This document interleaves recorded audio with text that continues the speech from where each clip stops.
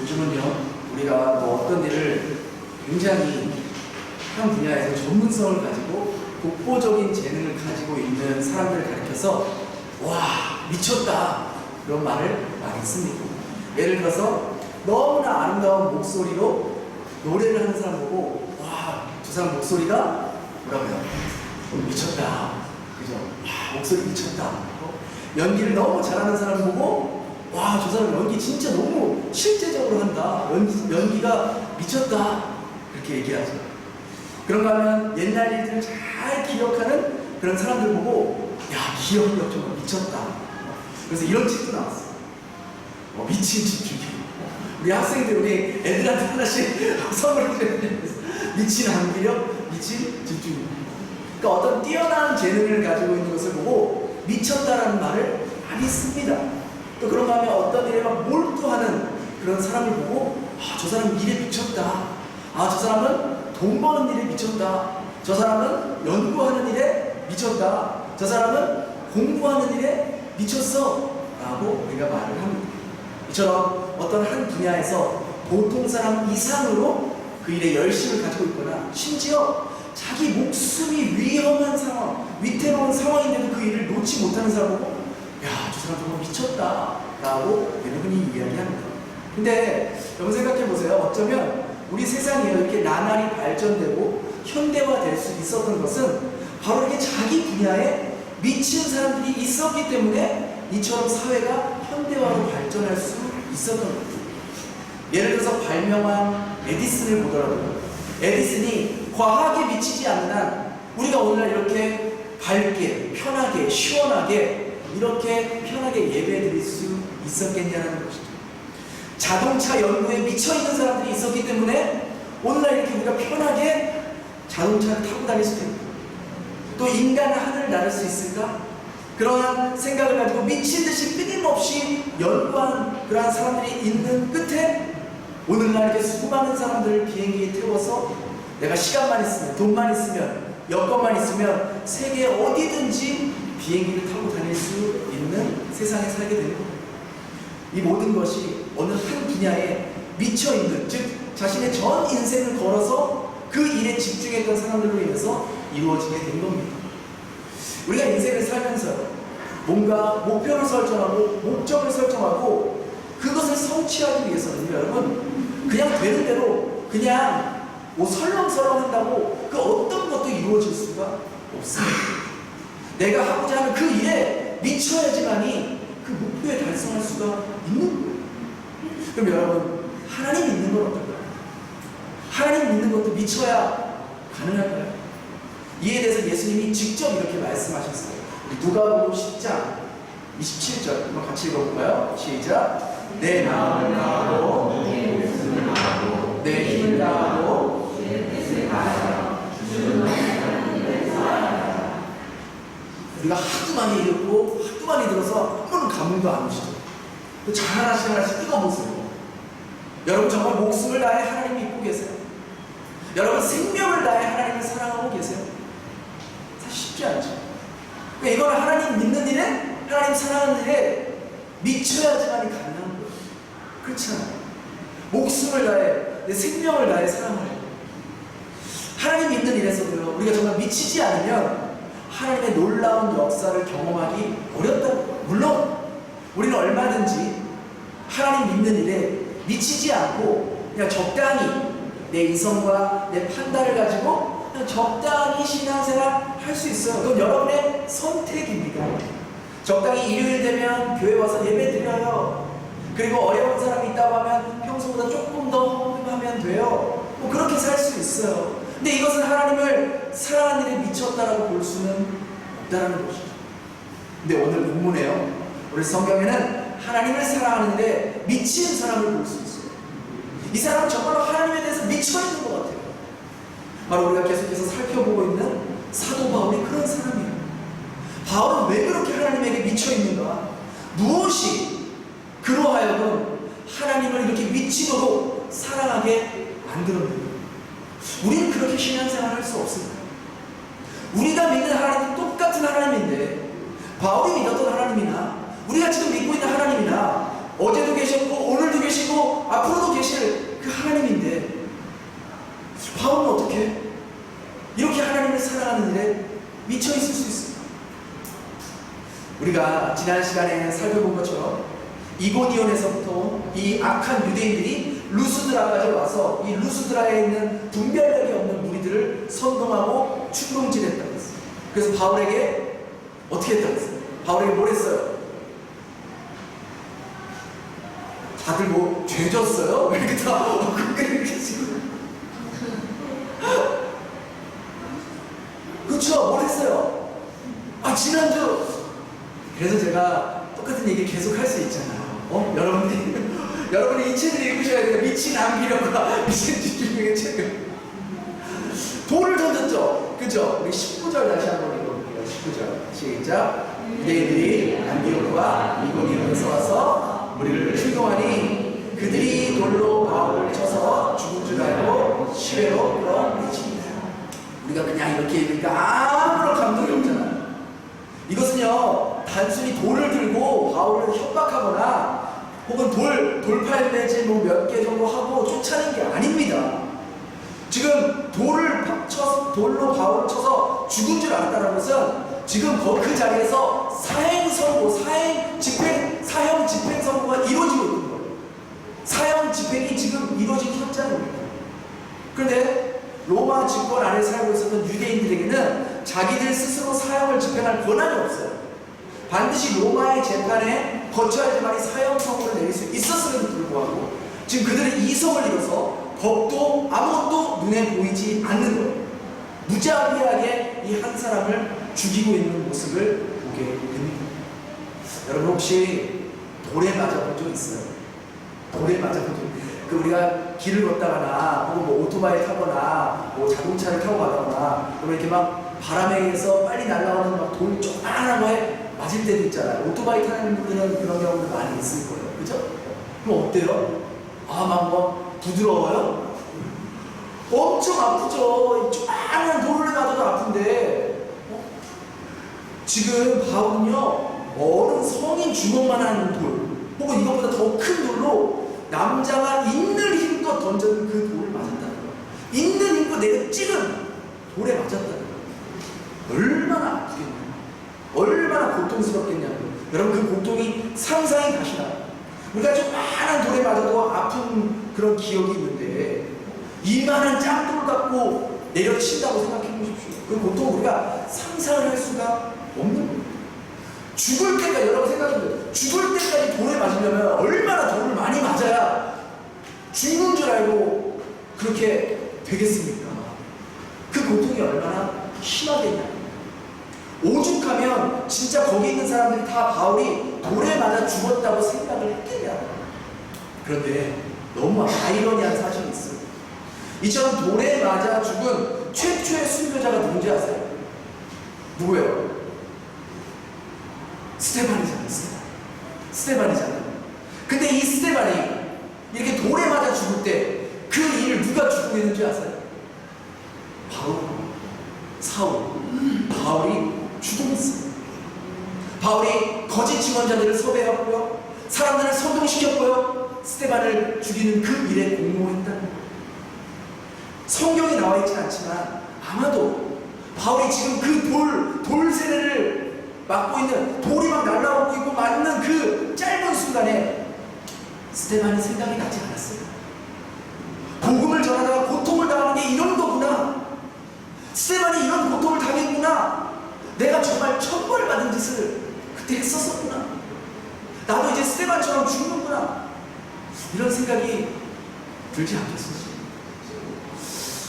이게 뭐 어떤 신학적으로 풀 수는 없는 것 같은데 참 이상한 게, 우리가 잘못을 하잖아요. 어떤 죄를 짓잖아요. 다른 사람에게 어떤 해코지를 하거나 나쁜 짓을 하잖아요. 근데 이게 나중에 꼭, 그러니까 예수님을 믿고도 꼭 그 일을 내가 당하는 일이 종종 있어. 여러분은 없어요? 여러분 워낙 선하게 사셔서. 근데 저는 그래요. 제가 예수 믿기 전에 남들에게 나쁜 짓을 하거나 욕을 하거나 상처를 주거나 그러면은 그게 시간이 좀 많이 지난 후에 그럼 그대로 제가 그게 좀 이상해요. 그러니까 하나님이 하나님이 죄인을 용서하시지만 그 죄의 대가, 그 죄의 책임을 무시하는 것 같아요. 빨리 내려와. 오늘 초등부 회식한다 그래서 맛있게 먹고 즐겁게 시간 보내보려.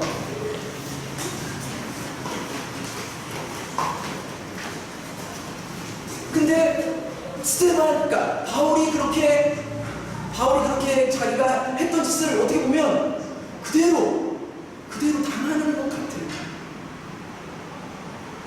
그렇게 바울은 스테반처럼 아무런 저항을 하지 않은 채 무자비하게 날아오는 돌들을 맞을 수밖에 없었고, 얼마나 맞았는지, 진짜 죽었는지 아니면 의식을 잃어버렸는지 어찌됐든 사람들은 그가 죽은 줄 알고 성 밖으로 질질 끌고 가서 내다 버렸다는 것이죠. 20절에 보니까 정말 믿을 수 없는 놀라운 일이 기록이 됩니다. 20절 한번 같이 읽어볼까요? 시작. 제자들이 이튿날 바나바와 함께 여배로. 그러니까 우리가 이렇게 그냥 읽으니까 아무 감동이 없지만, 아무 생각 없이 얘기해 되지만 이 한 줄에 엄청난 메시지가 담겨져 있습니다. 분명 돌에 맞아 죽었다고 생각해서 성 밖으로 내던졌잖아요. 근데 그때 이제 이 루스드라에 있었던 이제 소수의 제자들이 있었나 봐요. 이제 바울과 바나바가 루스드라에서 복음을 전했다가 그때 이제 복음을 영접한 이제 초신자들이죠. 새신자들이죠. 근데 이 사람들이 이제 바울이 죽었으니까 이제 그 시체를 가지고 이제 장사를 지내려고 둘러 있었는데, 갑자기 그때 이 돌 무더기 속에서 뭔가 꿈틀거리기 시작했다는 거예요. 여러분 상상해보세요. 지금 바울은요, 돌을 다 맞아가지고 완전히 그냥 뻗어 누워 있었을 거예요. 그렇죠? 그리고 그 위에 돌이 막 쌓여 있을 거 아닙니까? 근데 그때 막 뭐가 이렇게 움직이고, 돌 무더기가 조금씩 움직이고, 마치 갑자기 슈퍼맨처럼 돌을 팍 하고 그렇게 일어나지 않았을 거 아니에요. 막 아픈 몸을 이끌고 막 하나하나 막 겨우겨우 막 힘든 몸을 이끌고 일어났을 거 아닙니까? 얼굴 막 돌에 찍혀가지고 막 눈탱이가 밤탱이가 되고 막 이만큼 붓고 막 팔다리 다 부러지고 옷 다 찢겨지고 온몸이 피투성이가 되지 않았겠어요? 그런 몸으로 막 힘겹게 막 일어나고 있는 거예요. 근데 여기서 보니까 일어나라는 이 단어가 이 원문으로 보니까 아니스템이라는 단어인데, 이 일어나라는 아니스템에는 자동사로도 쓰일 수 있고 타동사로도 쓰일 수가 있습니다. 무슨 말이냐면 내가 스스로 일어난다라는 의미도 되지만 누군가 일으켜 세운다라는 의미도 된다는 거예요. 근데 놀라운 사실은 바로 이 일어나라, 이 아니스템이라는 단어를요, 우리 예수님께서도 직접 마태복음에 이렇게 말씀하셨어요. 마태복음 20장 18절 19절 한번 같이 읽어볼까요? 시작. 보라, 우리가 예루살렘으로 올라가더니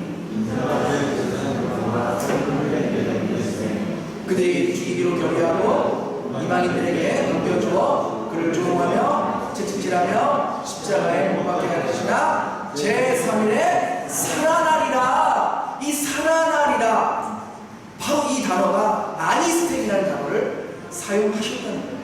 예수님께서 사망 권세를 깨뜨리시고 죽은 자가 앉아서 부활하기 위해 일어나셨다, 살아나셨다는 그 단어를 바울이 지금 돌무더기에서 일어났다는 단어와 동일하게 사용하셨다는 거예요. 이게 우리에게 주는 영적인 메시지가 무엇일까요?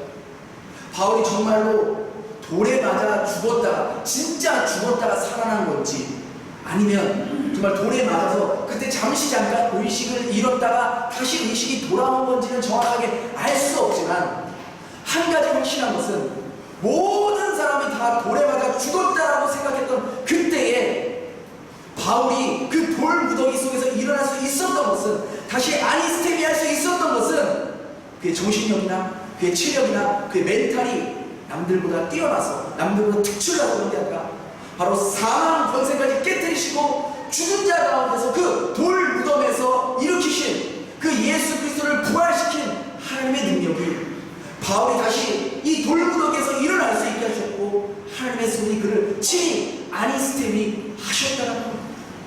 이것이 오늘을 살아가는 저와 여러분에게 무엇을 의미하는 겁니까? 여러분이 아무리 절망적인 상황 가운데 지금 있는가 할지라도, 여러분이 아무리 고통스러운 가운데 있다 할지라도, 그 죽음을 깨뜨리시고 사망 권세를 이기신 주님께서 그 절망의 자리 가운데, 고통의 자리 가운데 앉아있는 여러분들의 손을 하나님의 능력으로, 하나님의 그 권능으로 다시 아리스템이 해주시길 원하신다는 거예요.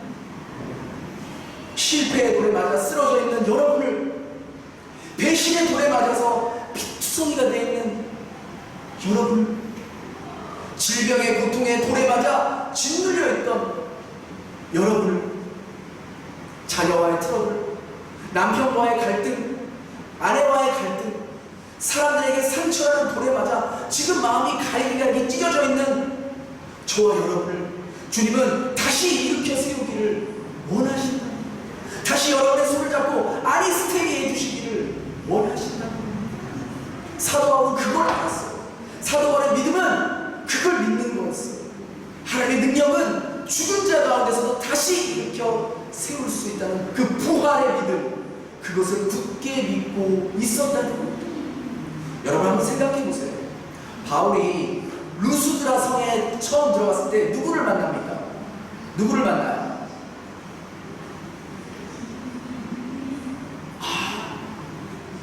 내 머릿속에 지우개가 있는 것 같아요. 바로 나면서부터 다리가 굳어버린 안진뱅이를 만납니다.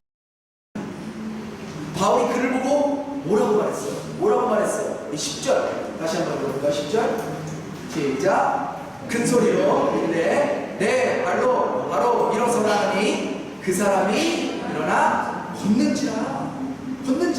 여기서 나오는 일어서라라는 단어, 바로 이것도 아니스템이라는 단어를 사용합니다. 지금 여러분이 읽은 것처럼 큰 소리로 이르되 내 발로 바로 일어서라, 이렇게 바울이 조근조근 했을까요? 지금 어떻게 그걸 말했대요? 큰 소리로 말했대요. 아리스템이 일어서라. 큰 소리로 얘기하지 않겠어요. 그러자 나면서부터 한 번도 걷지 못했던 그 사람이 어떻게 됐대요? 일어나 걷는지라. 자 보세요. 나면서부터 안진뱅이였던 이 사람, 하나님 믿는 사람이었어요? 안 믿는 사람이었어요? 대답을 해보세요. 하나님 믿는 사람이었어요? 안 믿는 사람이었어요? 잘 모르겠어요? 그럼 잘 모르겠다고 대답하시면 돼요. 안 믿는 사람이었죠. 이방인이었잖아요. 루스드라 사람이었잖아요. 하나님 그때 바울한테 처음 들은 거잖아요. 안 믿는 사람이었어요? 그럼 그가 예수님의 제자였어요? 아니었어요? 아니었어요. 그가 하나님을 위해 뭐 헌신한 거 있어요? 없어요. 하나님 믿는 사람도 아니었어요. 예수님의 제자도 아니었어요. 하나님을 위해, 예수님을 위해 그 어떤 헌신도 수고도 하지 않았던 사람이었어요. 그럼에도 불구하고 하나님은 그를 긍휼히 여겼어요. 그를 불쌍히 여겨서 한 번도 나면서부터 일어나지 못했던 그를 바울을 통해 일으켜 세우셨다. 그리고 그 기적의 중심에 바울 자신이 있었는데, 그럼 바울이 무슨 생각을 했겠어요? 저렇게 하나님을 한 번도 몰랐던, 하나님에 대해 전혀 알지 못했던, 예수 그리스도를 몰랐던 자도 하나님의 긍휼하심과 자비하심으로 일으켜 세워주시는데, 하물며 하나님의 은혜를 경험하고 예수 그리스도를 위해 살겠다고, 십자가의 길을 가겠다고 다짐하고 결단하는, 사랑하는 하나님 그 자녀들을 하나님께서 반드시 세워주시고 절망 가운데서 일으켜주시고 죽음의 위험 앞에서도 아리스템이 해주신다는 그 사실을 바울은 믿어 의심치 않았다는 겁니다. 이 사실은 오늘을 살아가는 우리들에게도 동일하게 적용이 됩니다. 우리 중에 누가, 여러분 중에 하나님이 기뻐하는 행동을 해서 구원받은 분 계세요? 여러분이 하나님의 자녀가 될 자격이 있어서 하나님의 자녀로 되신 분 계세요? 우리 중에 누가 하나님 말씀에 순종해서 천국 시민이 된 분 계세요? 아무도 없어요. 우리는 하나님을 사랑한 적도 없고, 하나님을 진심으로 믿어본 적도 없고, 하나님 말씀에 순종해 본 적도 없어요. 오히려 그 반대였죠. 하는 행동마다 하나님이 싫어하는 행동을 했고, 하는 생각마다 하나님과 원수되는 생각만 한 사람들이었죠. 그런데 그런 원수 같은 저희들을 먼저 찾아와 주시고, 먼저 사랑해 주시고, 먼저 말씀해 주시고, 먼저 손 내밀어 주시고, 먼저 구원의 은혜를 베풀어 주셨던 거예요. 마치 하나님께서 아무것도 하지 않았던 그 안진뱅이를 아무런 조건 없이 일으켜 세워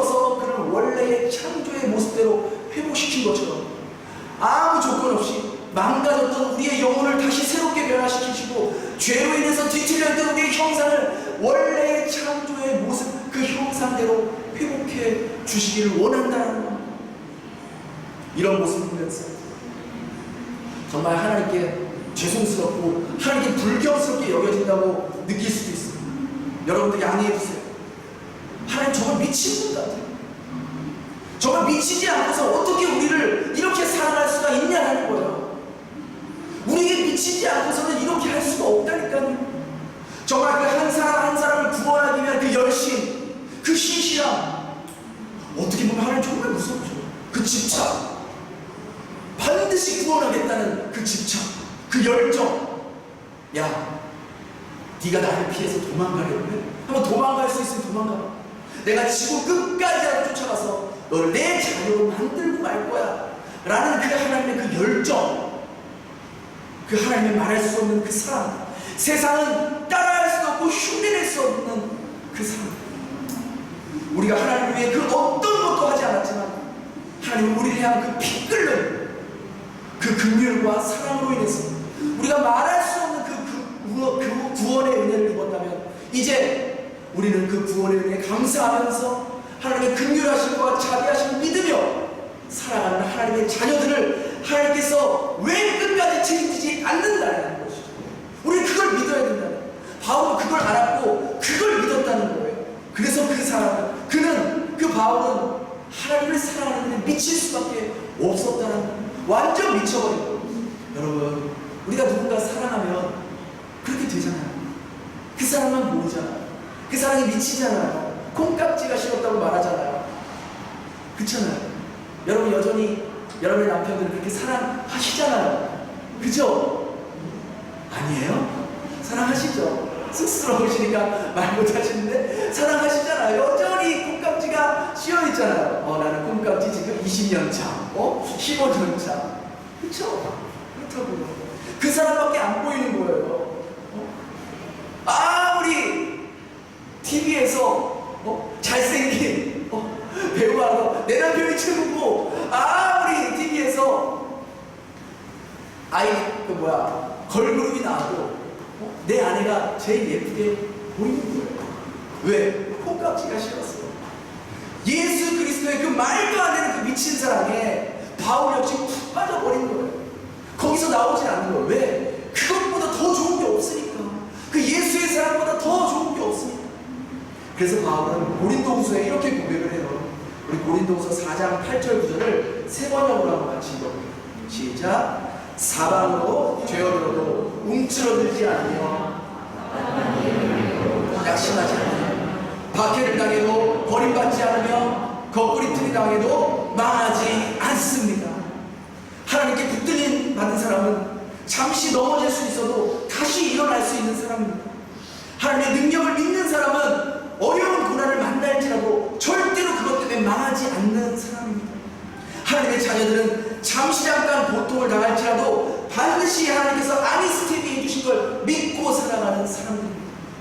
하나님의 사람들은 망하지 않습니다. 하나님 반드시 일으켜 세워주실 것입니다. 여러분 그걸 믿어야 됩니다. 그게 오늘 여러분 하나님께서 여러분에게 주시는 하나님의 약속이에요. 여러분의 상황이 지금 조금 힘들게 느껴질지라도 지금의 끝이 아닙니다. 여러분이 지금 질병 때문에 많이 아프고 힘들 수 있어요. 근데 그것이 여러분의 끝이 아니라는 거예요. 여러분의 사업이 지금 경제적으로 휘청거리고 하루에도 수십 번씩 문을 닫아야 될지 말아야 될지, 내가 이 회사를 다녀야 될지 말아야 될지 고민하고 있을지도 몰라요. 그러나 그것이 여러분의 끝이 아니라는 거예요.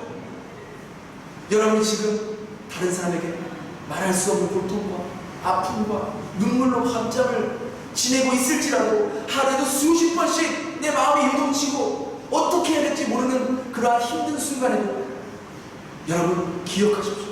여러분의 인생에 그것이 끝이 아닙니다. 심지어 여러분의 잘못된 선택과 판단과 죄 때문에 여러분의 삶이 망가져 있는다 할지라도 그것을 선으로 바꿀 수 있는 분이 우리가 믿고 있는 하나님 아버지라는 거예요. 하나님은 주저앉아 있는 그 자리에서 여러분을 다시 일으켜 세우길 원하신다는 거죠. 하나님은 여러분의 손을 잡고 다시 아리스테미 하기를 원하신다는 거예요. 우리를 향한 하나님의 사랑은 그 어떤 것도 막을 수가 없는 거예요. 우리 아까 우리 앙상블 팀에서 그렇게 연주했잖아. 죽음도 생명도 과거에도 장래에도 천사도 그 어떤 것도 하나님의 사랑에서 우리를 끊을 수 없으리라. 끊을 수 없으리라. 오늘날 말하면 뭡니까? 그 어떤 질병도, 암도, 경제적인 압박도, 육체적인 고통도, 정신적인 고통도, 사망도, 죽음도 우리를 향한 하나님의 사랑에서 끊을 수 없다라고 고백할 겁니다. 왜? 우리를 향한 하나님의 그 사랑이 하나님께서 올인하신 거예요. 하나님 모든 것을 다 거신 거예요. 그 증거가 뭐예요? 우리 목숨과 아들의 목숨과 맞바꾸셨잖아요. 나 같은 아무런 쓰잘데기 없는 자를 위해서 생각만 하면 죄짓고 입만 열면 죄짓는 나 같은 자를 살리기 위해 당신의 하나뿐인 사랑하는 아들을 죽이셨잖아요.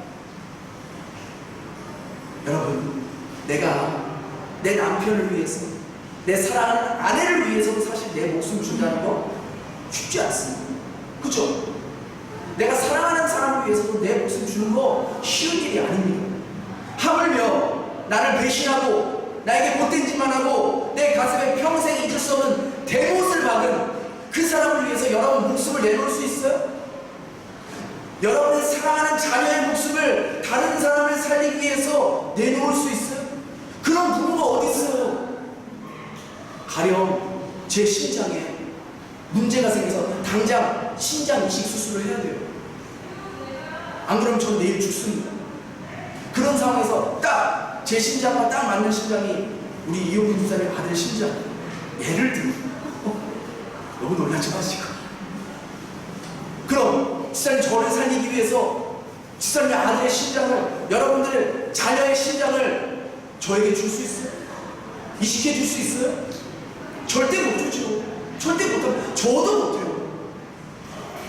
내 심장을 줘야 한다고 해도 불가능한데 하물며 내가 사랑하는 내 자녀의 심장을 주는 건 상상도 못하는 거예요. 그렇게 하면 그 사람 미친 사람이죠. 미친놈이죠. 미친 짓입니다. 이 세상에 어느 누가 멀쩡한 자기 자식 심장 빼서 다른 사람에게 심장 넣어줄 수 있는 사람이 어디 있냐고요. 누가 그런 말도 안 되는 짓을 하냐고요. 근데 이런 말도 안 되는 이런 미친 짓을 하신 분이 있어요. 하나님이 그런 짓을 했어요. 당신의 아들의 살이 찢겨지게 하시고 모든 장기가 파열되게 하시고 마지막에 그 심장이 찢어지게 하셨어요. 왜요? 저와 여러분을 살리기 위해서, 저와 여러분에게 새로운 심장을, 그 예수의 심장을 이식하기 위해서 죽이셨다고. 이거야말로 하나님께서 정말 우리를 미치도록 사랑하시고 우리는 우리의 이성으로는 이해할 수 없는 그런 사랑을 보여주신 그 증거가 아니고 또 뭐가 있겠냐는, 우린 그런 사랑을 받은 자들, 우린 그런 은혜를 받은 자들. 근데 그렇게 그 어떤 것도 하나님의 사랑을 막을 수가 없는데 딱 한 가지 그 사랑을 막는 게 있어요. 그게 뭔지 아세요? 바로 여러분 자신이에요. 하나님과 우리 사이에 그 어떤 것도 막을 수가 없는데 그 사이를 유일하게 갈라놓고 벽을 만들 수 있는 게 바로 나 자신이라고. 아무리 하나님이 우리를 사랑하셔도 내가 하나님께 손을 내밀지 않으면, 내가 먼저 마음의 문을 열지 않으면 하나님이 우리를 어떻게 하실 수가 없어요. 하나님 절대로 우리를 강압적으로 다루시는 분이 아니시거든요. 그러나 우리가 하나님을 향해 마음의 문을 열고 우리의 삶을 온전히 맡기고 지금 어려운 상황 속에서도 그분의 인도하심을 믿고 그분의 말씀에 순종하며 살아갈 때 반드시 그분은 우리의 삶 속에서, 우리의 절망 가운데서 일으키시고 세워주시고 아니스티니 하시고 회복시켜 주실 거라는 것이죠. 이것이 하나님께서 여러분을 향한 말씀이고 여러분을 향한 약속이고 여러분을 향한 사랑이라는 겁니다.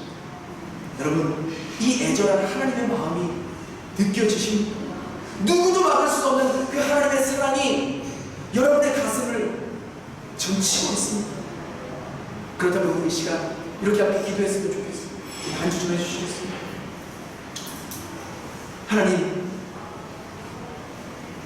이 시간 이 자리에 누구에게도 말할 수 없는 아픔과 고통의 하루하루를 보내다가 힘든 마음으로 이 자리에 나와 하나님의 위로와 하나님의 만지심을 기대하며 나온 하나님의 자녀들이 이 자리에 앉아 있습니다. 절망의 자리에 어떻게 나와야 할지 모르겠고 이 루스드라의 안진뱅이처럼 인생 가운데 주저앉아 있는 사람들이 이 자리에 있습니다. 질병의 고통,